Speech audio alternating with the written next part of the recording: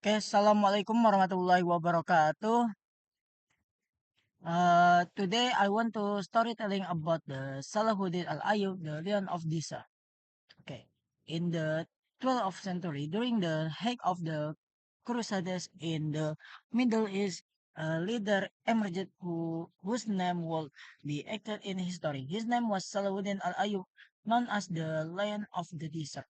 Salahuddin was born in Tikrit, Iraq, in 1137 into a Kurdish military family from a young age.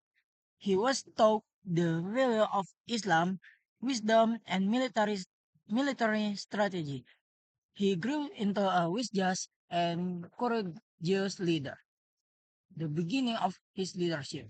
Our story begins when Salahuddin was appointed as the leader of Egypt in 1171, although he initially suffered under the Fatimid dynasty, Salahuddin managed to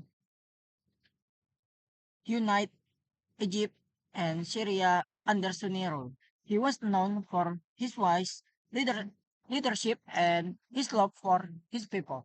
Salahuddin was not just a military commander but also a skilled administrator. The Battle of Hattin and the scepter of Jerusalem. Jerusalem.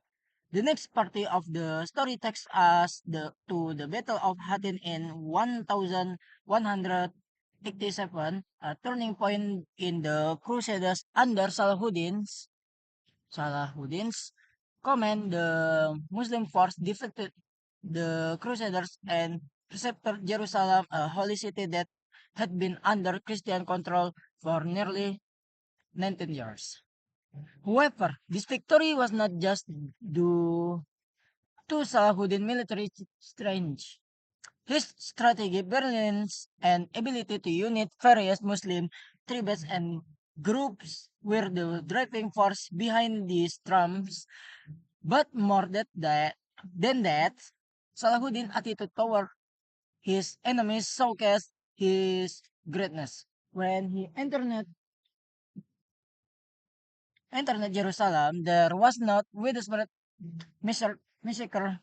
He granted amnesty to its inhabitants and safeguarded the Christian holy sites, something rarely done by conqueror of that time.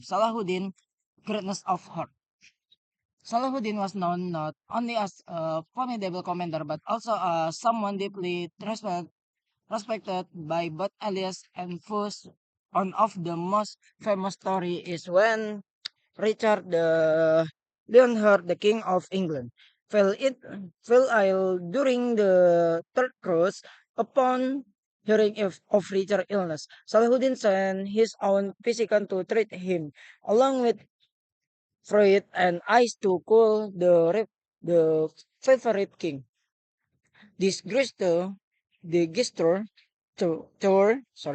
illustrated Salahuddin's greatness of heart, showing that he did he did not see enmity as a response to disaggregate humanity.